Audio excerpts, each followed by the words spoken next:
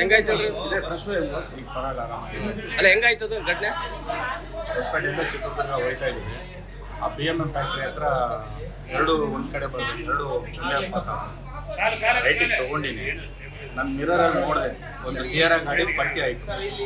ಪಲ್ಟಿ ಆದರೆ ನಾನು ಕಂಡಕ್ಟ್ರಿಗೆ ಹೇಳಿದೆ, ಏನೋ ಗಾಡಿ ಪಲ್ಟಿ ಆಯಿತು ಪರಮೇಶಿ ಅಂತ ಹೇಳ್ಬಿಟ್ಟು. ನಾವು ಮುಂದೆ ಹೋಗೋಷ್ಟರಲ್ಲಿ ಹಿಂದ್ಗಡೆ ಒಂದು ಸಿಯರ ಲಾರಿ ಹೊಡ್ಬಿಟ್ಟು ನಮ್ಮ ಗಾಡಿಗೆ ಬಂದು ಹೊಡೆದ. ನಮ್ಮ ಗಾಡಿಗೆ ಹೊಡೆದಿದ್ದ ತಕ್ಷಣ ನನಗೆ ಕಂಟ್ರೋಲ್ ಆಗಲಾರ್ದು ರೈಟಿಗೆ ಹೋಗ್ತಿದ್ವಿ.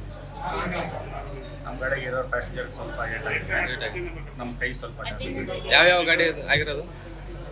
3 2 ವೀಲರ್ ಹೊಡೆದವನೆ, 2 ಸ್ಪಾಟ್ ಮಾಡವನೆ, 4 ಸ್ಪಾಟ್ ಆಗಿದೆ ಟೋಟಲಿ. ಲಾರಿ ಕೆಳಗಡೆ ಇಬ್ಬರು ಇದ್ದಾರೆ. ಒಂದು ಟಾಟಾ ಸಿಯಾರ ಗಾಡಿ ಅನ್ನೋದು, ನನ್ನ ಗಾಡಿ ನೋಡಲಿಲ್ಲ. ಧೂಳು ಬಂದ ತಕ್ಷಣ ನಾನು ಹೇಳಿದೆ, ಈ ಥರ ಯಾವುದು ಗಾಡಿ ಪಲ್ಟಿ ಆಯ್ತು ಅನ್ನೋಷ್ಟರಲ್ಲಿ ನನಗೆ ಬಂದು ನೋಡೋದು.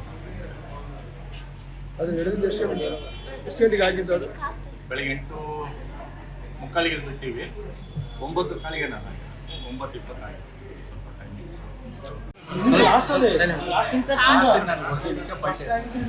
ಹೆಂಗಾಯ್ತು ಪರವಾಗಿಲ್ಲ, ಆರಾಮಾಗಿ.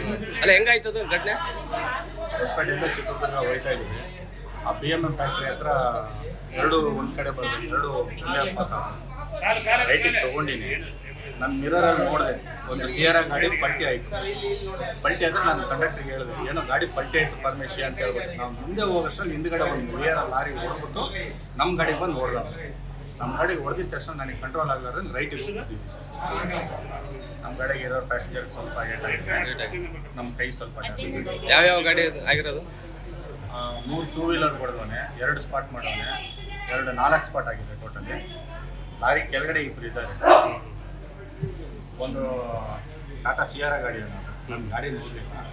ಧೂಳು ಬಂದ ತಕ್ಷಣ ನಾನು ಹೇಳಿದೆ, ಈ ಥರ ಯಾವುದು ಗಾಡಿ ಪಲ್ಟಿ ಆಯ್ತು ಅನ್ನೋಷ್ಟರಲ್ಲಿ ನನಗೆ ಬಂದು ನೋಡೋದು. ಅದು ನಡೆದಿದ್ದು ಎಷ್ಟು ಗಂಟೆಗೆ ಆಗಿದ್ದು? ಅದು ಬೆಳಿಗ್ಗೆ 8:45 ಬಿಟ್ಟಿವಿ, 9:15 ನಾನು 9:20 ಆಗಿದೆ. ಸ್ವಲ್ಪ ಟೈಮಿಂಗ್